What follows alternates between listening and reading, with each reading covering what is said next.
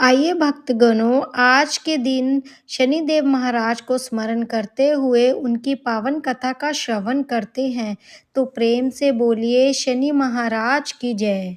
एक समय की बात थी। पृथ्वी पर उज्जैन नगरी में राजा विक्रमादित्य का राज्य था। वे अत्यंत न्यायप्रिय, दानी और धर्मपरायण राजा थे। एक बार नवग्रहों सूर्य, चंद्र, मंगल, बुध, बृहस्पति, शुक्र, शनि, राहु और केतु के बीच यह विवाद उत्पन्न हो गया कि इन सब में से सबसे बड़ा कौन है। विवाद इतना बड़ा हो गया कि सभी देवता इंद्र के पास पहुंचे। इंद्रदेव इस प्रश्न का उत्तर देने में असमर्थ हो गए और उन्होंने कहा, पृथ्वी पर राजा विक्रमादित्य है, वे न्याय में निष्पक्ष हैं, वही इस विवाद का समाधान कर सकते हैं। तब सभी नवग्रह राजा विक्रमादित्य के दरबार में पहुंचे और अपना प्रश्न रखा। राजा विक्रमादित्य गहरे विचार में पड़ गए। वे जानते थे कि किसी एक को भी छोटा कहने पर वह क्रोधित हो सकते हैं। तभी राजा को एक उपाय सूझा। उन्होंने सोने, चांदी, कांसे, पीतल, शीशा, रांगा, जस्ता, अभ्रक और लोहे के 9 सिंहासन बनवाए और उन्होंने कर्म से रखवा दिए। फिर सभी ग्रहों को कहा, आप सभी अपने अपने स्थान ग्रहण करें। कर्म अनुसार जब सब बैठे तो लोहे का सिंहासन सबसे अंत में था, जिस पर शनिदेव बैठे। इस प्रकार शनिदेव सबसे छोटे माने गए।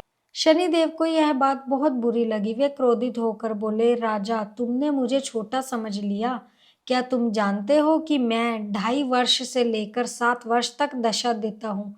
मैंने बड़ों बड़ों को रुलाया है। श्री राम को वनवास मिला, रावण का विनाश हुआ। अब तुम सावधान रहना। इतना कहकर शनिदेव वहां से चले गए। कुछ समय बाद राजा विक्रमादित्य पर 7.5 आरंभ हो गई। शनिदेव एक घोड़े के सौदागर का रूप धारण कर कर आए। राजा ने एक सुंदर घोड़ा खरीदा। वह घोड़ा राजा को जंगल में ले जाकर अंतर्ध्यान हो गया। राजा अकेले भूखे प्यासे भटकने लगे। एक ग्वाले ने उन्हें पानी पिलाया। प्रसन्न होकर राजा ने उसे अपनी अंगूठी दे दी। फिर राजा साधारण व्यक्ति बनकर एक नगर में पहुंचे और अपना नाम विका बताया। एक सेठ ने उन्हें शरण दी।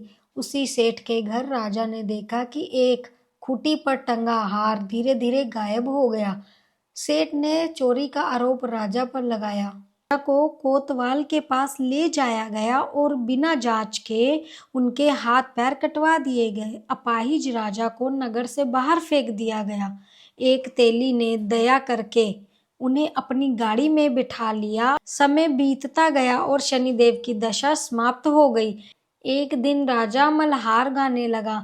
उस नगर की राजकुमारी उनके गायन पर मोहित हो गई और उसी से विवाह करने की जिद करने लगी। अनंत उसका विवाह उसी अपाहिज विका से कर दिया गया।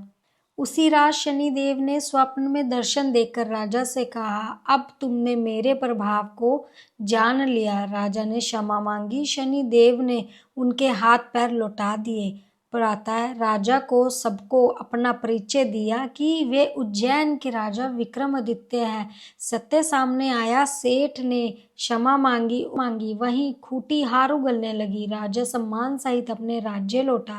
राजा विक्रमादित्य ने उज्जैन लौटते ही पूरे नगर में आनंद और उत्साह का वातावरण छा गया। प्रजा ने अपने धर्मप्रिय राजा का हर उल्लास के साथ स्वागत किया। राजा ने राज सिंहासन संभालते ही घोषणा कर दी, अब उन्हें राज्य में प्रत्येक शनिवार को शनिदेव की पूजा, दान और कथा अवश्य ही की जाएगी। राजा स्वयं भी प्रत्येक शनिवार व्रत रखने लगा। राजा ने अनुभव कर लिया था कि शनिदेव ना तो क्रूर है ना ही अन्यायी, बल्कि वे तो कर्म के न्यायाधीश हैं। जो जैसा कर्म करता है वैसा ही फल शनिदेव प्रदान करते हैं। यदि मनुष्य धैर्य, संयम और श्रद्धा से शनिदेव की आराधना करे तो संकटों को भी वरदान में बदल देते हैं। कुछ समय पश्चात राजा विक्रमादित्य ने राज्य में पीपल वृक्ष की पूजा, तिल तेल के दीप दान, काले वस्त्र और काले उड़द की दान की परंपरा प्रारंभ कर दी। गरीब, अपाहिजों और दुखियों की सेवा को विशेष पुण्य कर्म माना गया। शनिदेव की कृपा से राज्य में सुख, शांति और समृद्धि बढ़ने लगी। अब आइए सुनते हैं शनिवार की दूसरी पौराणिक कथा। प्राचीन समय की बात है। एक गांव में एक ब्राह्मण देवता निवास करते थे। वे अत्यंत सरल, शांत स्वभाव और ईश्वर में आस्था रखने वाले व्यक्ति थे। भगवान का स्मरण करते और सादा जीवन जीते थे। एक रात जब वो सो रहे थे, तभी उन्होंने स्वप्न में एक अद्वितीय दृश्य देखा। उन्होंने देखा कि एक नीले रंग की घोड़ी पर सवार, नीले वस्त्र धारण किए हुए एक गंभीर तेजस्वी पुरुष उनकी ओर बढ़ रहे हैं। उस पुरुष का स्वर भारी और प्रभावशाली था। उन्होंने ब्राह्मण से कहा, हे ब्राह्मण, मैं तुझे लगूंगा। यह सुनते ही ब्राह्मण घबरा गए और नींद से जाग गए।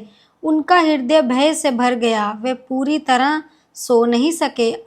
अगली रात फिर से वही सपना उन्हें दिखाई दिया। तीसरी रात, चौथी रात भी हो गई। सेम दृश्य दोहराया गया। प्रतिदिन वही सपना आने लगा। अब तो ब्राह्मण देवता अत्यंत चिंतित हो गए। वे दिन प्रतिदिन दुर्बल होने लगे। उनका मुख मुरझा गया, शरीर क्षीण हो गया। पत्नी ने यह सब देखा तो उनसे कारण पूछा। ब्राह्मण ने अपनी पत्नी को पूरा स्वप्न बताया। ब्राह्मणी ने ध्यानपूर्वक सुनकर कहा, स्वामी, वे कोई साधारण पुरुष नहीं थे। वे अवश्य ही शनिदेव होंगे। यदि वे फिर स्वप्न में आए, उनसे विनम्रता से कहना कि वे लगे, पर सवा पहर से अधिक न लगे।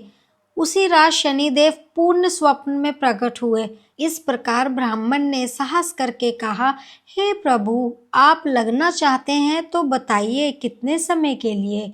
शनिदेव बोले, 7 वर्ष। यह सुनकर ब्राह्मण कांप उठे और बोले, हे प्रभु, 7 वर्ष की दशा में सहन नहीं कर पाऊंगा। तभी शनिदेव बोले, तो 5 वर्ष। ब्राह्मण ने फिर मना किया। फिर शनिदेव बोले, 2.5 वर्ष। ब्राह्मण ने वह भी अस्वीकार कर दिया। अंत में शनिदेव बोले, तो सवा पहर तो लगूंगा ही। इतना समय तो मैं कोढ़ी, कंगली और भिखारी को भी देता हूँ। ब्राह्मण ने हाथ जोड़कर कहा, हे प्रभु, सवा पहर स्वीकार है। इस प्रकार ब्राह्मण देवता पर सवा पहर की शनि दशा आरंभ हो गई। सुबह उठते ही उन्होंने अपनी पत्नी से कहा, मेरे ऊपर सवा पहर की शनि दशा लग गई है। मैं यह समय जंगल में व्यतीत करूंगा। मेरे लिए भोजन बांध दो। इस समय घर में शांति बनाए रखना। कोई गाली दे तो सह लेना, किसी से झगड़ा मत करना। इतना कहकर ब्राह्मण जंगल की ओर चल पड़े। जंगल में जाकर वे एक पीपल के वृक्ष के नीचे बैठ गए और हनुमान जी का स्मरण करने लगे। समय धीरे धीरे बीतने लगा। एक पहर निकल गया। ब्राह्मण ने सोचा कि शेष समय रास्ते में बीत जाएगा। यह सोचकर वे लौटने लगे। रास्ते में उन्हें एक बाड़ी दिखाई दी जिसमें मतिरे लगे थे। उन्होंने माली से एक मतिरा खरीदा, पोटली में बांधा और आगे बढ़ गए। कुछ देर जाने पर उन्हें एक साधारण व्यक्ति मिला जो वास्तव में स्वयं शनिदेव थे, पर ब्राह्मण उन्हें पहचान नहीं पाया। उस व्यक्ति ने पूछा, पोटली में क्या है? ब्राह्मण ने सरलता से कहा, मदिरा है। उस व्यक्ति ने कहा, जरा दिखाओ। जब ब्राह्मण ने पोटली खोली तो वह दृश्य देखकर उनके पैरों तले जमीन खिसक गई। पोटली में मदिरे की जगह एक राजकुमार का खून से लथपथ कटा हुआ सिर पड़ा था। ब्राह्मण भयभीत हो गया। तभी वह व्यक्ति उन्हें पकड़कर राजा के पास ले गया और बोला, राजन, इस ब्राह्मण ने आपके पुत्र की हत्या की है। राजा शोक में डूब गया। उसने आदेश दिया कि इस ब्राह्मण को सूली पर चढ़ा दिया जाए। पूरे नगर में कोहराम मच गया। सूली पर चढ़ाने से पहले राजा ने ब्राह्मण से उसकी अंतिम इच्छा पूछी। ब्राह्मण ने कहा, मैं प्रतिदिन बालाजी की कथा सुनता हूँ। मरने से पहले एक बार वह कथा सुनना चाहता हूँ। राजा ने उसकी इच्छा स्वीकार कर ली। कथा आरंभ हुई। कथा सुनते सुनते सवा पहर पूरा हो गया। जैसे ही शनि दशा समाप्त हुई, उसी समय राजकुमार शिकार खेलकर जीवित लौट आया। राजा आश्चर्य और आनंद से भर गया। उन्होंने तुरंत सैनिकों को आदेश दिया कि ब्राह्मण को सूली से उतारकर सम्मान सहित लाया जाए। जब ब्राह्मण ने पोटली खोली तो उसमें फिर वही मदिरा था। राजा ने क्षमा मांगी। ब्राह्मण घर लौट आए। जब उन्होंने मदिरा काटा तो उसमें हीरे मोती निकले। ब्राह्मण समझ गए कि यह शनिदेव की कृपा है। मदिरे में हीरे मोती देखकर ब्राह्मण देवता और उनकी पत्नी दोनों ही विस्मित रह गए। जब ब्राह्मण ने अपनी पत्नी से कहा, भाग्यवती, जब शनि की दशा लगी थी तब यही मदिरा राजकुमार का कटा हुआ सिर बन गया था और अब दशा उतरते ही यही मदिरा हमें धन का भंडार देकर गया है। यह सब शनिदेव की लीला है। इसके बाद ब्राह्मण दंपत्ति ने श्रद्धा से शनिदेव का पूजन प्रारंभ किया और उनका जीवन सुख समृद्धि से भर गया।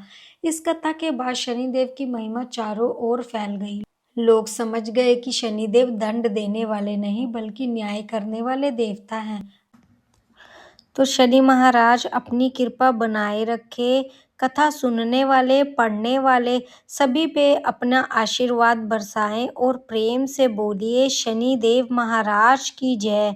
कमेंट बॉक्स में अवश्य लिखे जय हो शनिदेव।